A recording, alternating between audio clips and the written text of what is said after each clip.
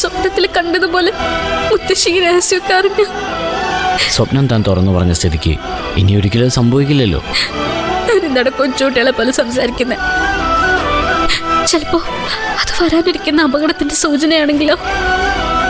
എടോ, താൻ എന്തിനാ എപ്പോഴും ഇങ്ങനെ എല്ലാം നെഗറ്റീവായി എടുക്കുന്നേ? ഇത്രയും കാലത്ത് എന്റെ അനുഭവങ്ങളും കൊണ്ട്. എന്തനുഭവം? ഇതിൽ കൂടുതൽ എങ്ങനെയാ തനിക്കൊരു പോസിറ്റീവ് അനുഭവം ഉണ്ടാവേണ്ടത്? എല്ലാ പ്രതിസന്ധികളും തട്ടിമാറ്റി ദൈവം തന്നെ പൊന്നുപോലെ കൊണ്ടു നടന്നില്ല ഇതുവരെ. ഇനിയും അങ്ങനെ തന്നെ ആയിരിക്കും. ആമി ചേച്ചിക്കും ഗോമതി ചേച്ചിക്കും നമ്മുടെ രഹസ്യം അറിയാൻ തനിക്ക് എന്താ അത്ര ഉറപ്പ്? ആർക്കും ഒന്നും അറിയില്ല, ആരും ഒന്നും അറിയാനും പോകുന്നില്ല. തന്റെ നാവ് പൊന്നായിരിക്കട്ടെ.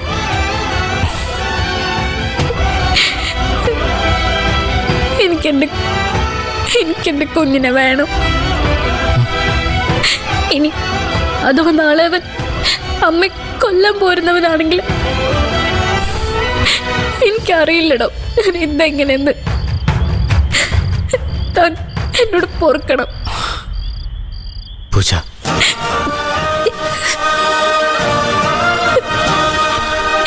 എന്താടോ?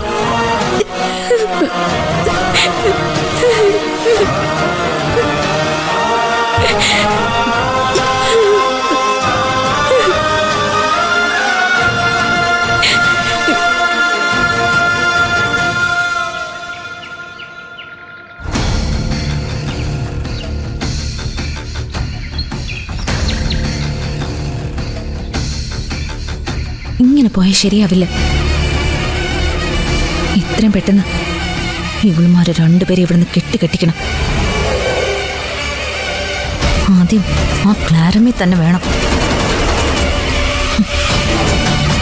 അവളാ പൂജയുടെ ബലം.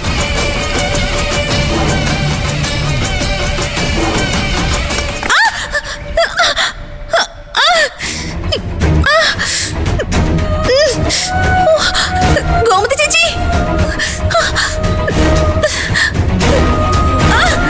ഗോമതി ചേച്ചി, ഗോമതി ചേച്ചി, ഗോമതി ചേച്ചി,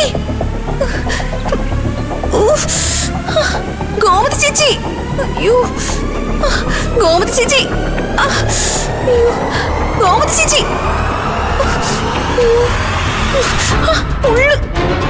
എന്താ മോളെ, എന്തു പറ്റി? മുള്ളുണ്ട്. നോക്കട്ടെ, ഇവിടെ വേറെ ആരും ഇല്ലേ? ഞാൻ നോക്കിയാ പോരെ മോളെ? ഇതല്ലേ ഗോമതി ചേച്ചി? ഇതൊരു ചെറിയ മുള്ളല്ലേ ഉള്ളൂ. ഇല്ലെന്നേ, ഞാൻ നോക്കത്തില്ല. നിലവിളിക്കാതെ. വേദനിക്കും.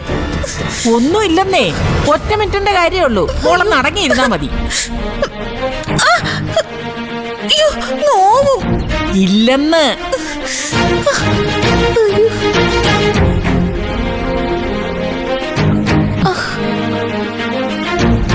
അയ്യോ, ഇതുകൊണ്ടൊന്നും വേണ്ട. ഒരു കുഴപ്പം ഉണ്ടാകത്തില്ല. ഞാൻ ഇതൊക്കെ എത്ര കണ്ടേക്കുന്നു. ഇവിടൊക്കെ എന്ത് മുള്ളിരിക്കുന്നു. മുള്ളെന്ന് പറഞ്ഞാൽ ഞങ്ങളുടെ ഹൈ റേഞ്ചിലെ മുള്ളു. ഇതുപോലെ ചെറുതൊന്നും അല്ല, ഈ നീളവും വണ്ണവും കാണും. കുത്തിക്കേറിയ സ്വർഗം കാണുന്ന വേദനയാ. ചുള്ളി വെട്ടാൻ പോകുമ്പോ മിക്ക ദിവസവും കൊണ്ടു കയറും.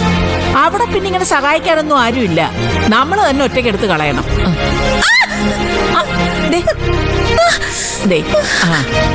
നൊന്തോ? ചെറുതായിട്ട്. ദേ നോക്ക്, തട്ടാരമുള്ള. ഇരുന്ന വിഷം കയറും. മുഴുവൻ പോയ എടുത്തി. ഈ ഏട്ടത്തിന്നുള്ള വിളി കേൾക്കാൻ ഒരു മുള്ളു വേണ്ടി വന്നു അല്ലേ?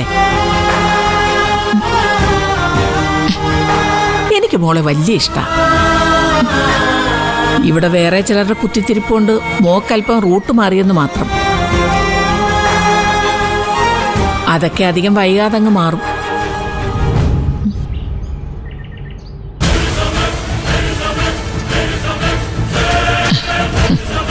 മാറിക്കൊള്ളും കേട്ടോ.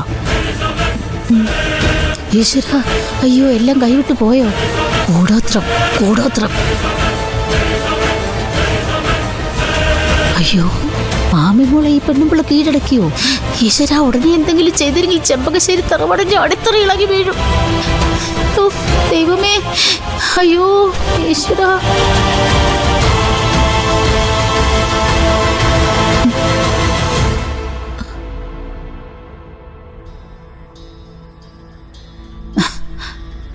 അമ്മോളെ, എന്തു പറ്റി മോളെ? എന്തായിരുന്നു ക്ലാരമ്മയുടെ കൂടെ ഒരു പഞ്ചായത്ത്?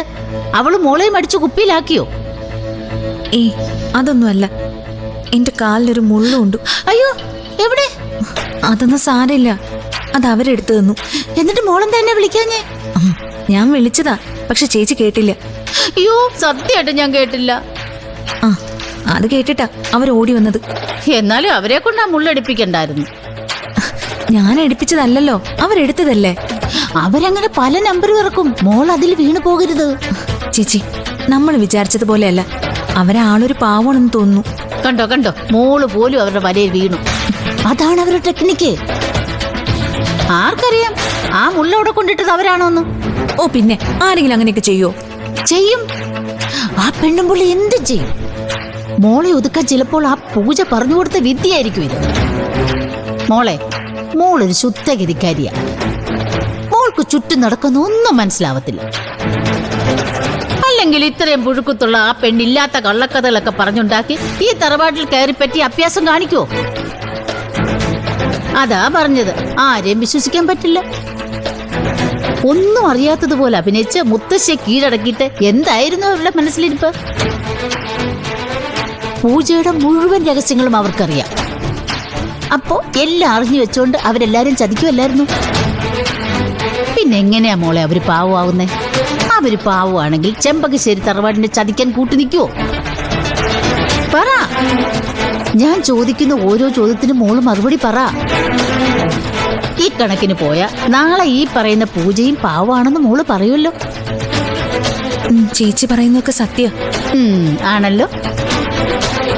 എന്റെ മോളെ, ഈ ഒരു നിസാര മുള്ളു കച്ചവടത്തിൽ മോള് വീണു പോകരുത്. മാരീചൻ പുള്ളിമാന്റെ വേഷം കെട്ടി വന്നപ്പോഴാണ് സാക്ഷാൽ സീതാദേവി വീണുപോയത്. എന്തിനായി രാമായണമൊക്കെ വായിക്കുന്നേ?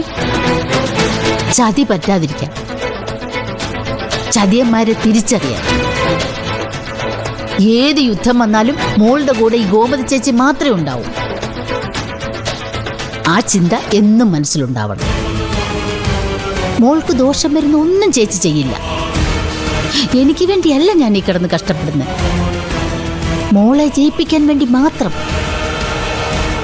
മോള് എന്റെ കൂടെ നിൽക്കണം. ശത്രു എന്നും ശത്രുവാണെന്നുള്ള ചിന്തയുണ്ടാവും. ബാക്കല്ലേ?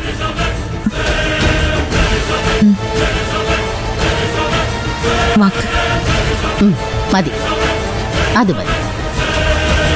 ഇനി ബാക്കിയൊക്കെ ചേച്ചി ഏറ്റു.